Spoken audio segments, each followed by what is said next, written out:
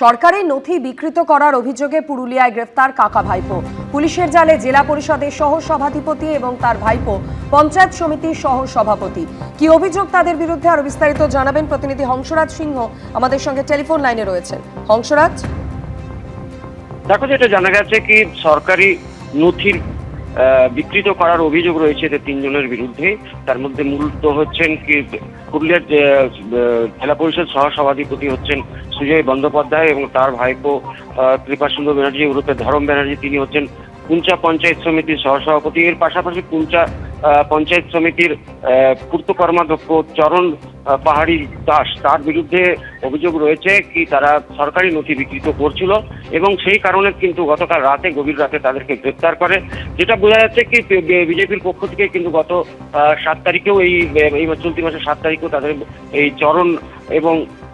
চরণ পাহাড়ি দাস এবং কৃপাসিন্ধু ব্যানার্জির বিরুদ্ধে অভিযোগ হয়েছিল কি তারা সরকারি নথি বিকৃত করছিল। সেই সময় পুলিশ যে তাদেরকে সেই সময় গ্রেপ্তার করে এবং তার বিরুদ্ধে স্থানীয়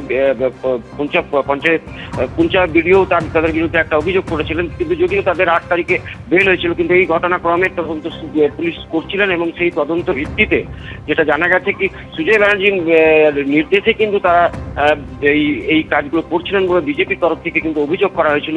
এই অভিযোগের ভিত্তিতে গতকাল রাতে তাদের 3 জনকে গ্রেফতার করে। আজ তাদেরকে পুরুলিয়া জেলা আদালতে তোলা হবে। ধন্যবাদ। কলকাতায় ফের গ্রেফতার তৃণমূলের প্রাক্তন কাউন্সিলর। পুলিশের জালে কলকাতা পুরসভার 129 নম্বর ওয়ার্ডের প্রাক্তন তৃণমূল কাউন্সিলর অঞ্জন দাস গ্রেফতার করা হয়েছে, তার সঙ্গী ভোলা সরকারকেও। 14 তারিখ পর্যন্ত তাদের পুলিশ হেফাজতের নির্দেশ দিয়েছে আদালত। বিজেপির বুথ সভাপতি ও তার স্ত্রীকে মারধরের অভিযোগ, তাদের অন্তঃসত্ত্বা পুত্রবধূকেও আঘাত করা হয় বলে দাবি। 2020 সালের একটি মামলায় গ্রেফতার করা হলো কলকাতা পুরসভার তৃণমূলের প্রাক্তন এক কাউন্সিলরকে। ধৃত অঞ্জন দাস কলকাতা পুরসভার 129 নম্বর ওয়ার্ডের তৃণমূল কাউন্সিলর ছিলেন। পরবর্তীতে তার স্ত্রী সংহিতা দাস সেই ওয়ার্ড থেকেই তৃণমূলের টিকিটে জিতে কাউন্সিলর হন। অভিযোগকারী বিজেপি নেতার দাবি 2020 সালে দলবল নিয়ে তার উপরে চড়াও হন অঞ্জন দাস। বাধা দিতে গেলে মারধর করা হয় বিজেপি নেতার স্ত্রী ও অন্তঃসত্ত্বা পুত্রবধূকে। পর্ণশ্রী থানায় অভিযোগ দায়ের করেন আক্রান্ত অন্তঃসত্ত্বা, কিন্তু অভিযোগ তৎকালীন তৃণমূল কাউন্সিলর অঞ্জন দাসের বিরুদ্ধে কোনো ব্যবস্থা না নিয়ে উল্টে তাদেরই ভয় দেখায় পুলিশ। অভিযোগ দায়ের করেছিলাম, আমার পরিবার থেকে অভিযোগ দায়ের হয়েছিল, তখন কোনো পদক্ষেপ নেওয়া হয়নি। এটা আমাদের কাছে আমরাই এটাই জানতাম যে কোনো রকম পদক্ষেপ নেওয়া হয়নি।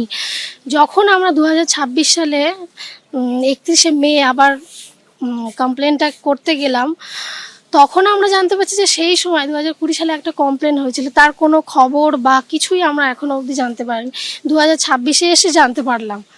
তো আবার আমরা রিওপেন করলাম কেসটা। অঞ্জন দাস এবং প্রবীর সরকার ভোলা সরকারকে অ্যারেস্ট করেছে পুলিশ। 4 মে রাজ্যে পালা বদলের পর নতুন করে পর্ণশ্রী থানায় অভিযোগ দায়ের করেন আক্রান্ত মহিলা। সেই অভিযোগের ভিত্তিতে শুক্রবার রাতে গ্রেফতার করা হয় প্রাক্তন তৃণমূল কাউন্সিলরকে। গ্রেফতার হন তার এক শাগরেদ ভোলা ওরফে প্রবীর সরকারও। 23 তারিখ অবধি পিসি চাওয়া হয়েছে। সেখানে ওনাদের 2020-তে এরকম অনেক কিছু ছিল, অনেক মেডিকেল ছিল যেগুলো তখন নিয়ে আসতে পারিনি। তখনকার সরকার, তখনকার এত ইনফ্লুয়েন্সিয়াল লোকজন ছিলেন ওই সময় নিয়ে আসা যায়নি। এখন যেহেতু একটুখানি পরিবর্তন হয়েছে, সেহেতু ওনারাও সাহস করে, যিনি ইনভেস্টিগেটিং অফিসার আছে ওনাকে ওনাদের বক্তব্যটা জানিয়েছেন। সেই হিসেবেই আজকে ওনাদের অ্যারেস্ট হয়েছে। ওনারা 354 ধারার অভিযোগ করা হয়, সেকশন যোগ করা হয়। একটা গোপন জবানবন্দি নেওয়া হয় ম্যাজিস্ট্রেটের কাছে, সেখানে উনি সবটা বলেন কীভাবে ওনার উপর অত্যাচার হয়েছে, তারপর শ্লীলতাহানি হয়েছে। এই সব দেখে ল্যান্ড কোর্ট কনসিডার করছেন। আমরা পুলিশ কাস্টডির প্রেয়ার করছি, ল্যান্ড কোর্ট কনসিডার করছেন। ধৃতদের 14 দিনের পুলিশ হেফাজতে নির্দেশ দিয়েছে আদালত। অন্যদিকে কাটোয়ায় পুরুষদের অ্যাকাউন্টে লক্ষ্মীর ভাণ্ডারে টাকা ঢুকিয়ে লক্ষ লক্ষ টাকা আত্মসাৎ করার অভিযোগে গ্রেফতার হলেন তৃণমূলের পঞ্চায়েত প্রধান আলমপুর গ্রাম পঞ্চায়েতের প্রধান নজরুল ইসলাম ওরফে বাবলু মোল্লা। অভিযোগ পুরুষদের নামে খোলা অ্যাকাউন্টে লক্ষ্মীর ভাণ্ডারে টাকা ঢোকার ব্যবস্থা করে দিতেন এই পঞ্চায়েত প্রধান। এরপর উপভোক্তা পিছু প্রতি মাসে 300 থেকে 500 টাকা করে কাটমানি নিতেন। অভিযোগ বিডিও অফিসের চুক্তিভিত্তিক কর্মী কার্তিক মণ্ডলের সঙ্গে জুটি বেঁধে এই কাজ করতেন আলমপুর গ্রাম পঞ্চায়েতের প্রধান নজরুল ইসলাম। আমি আর আমার স্বামী দুজনাই লক্ষ্মী ভাণ্ডার পাই। আমাদের বলা হয়েছিল যে একটা টাকা ঢুকবে, তার জন্য অ্যাকাউন্ট যাই হোক দিয়েছিলাম।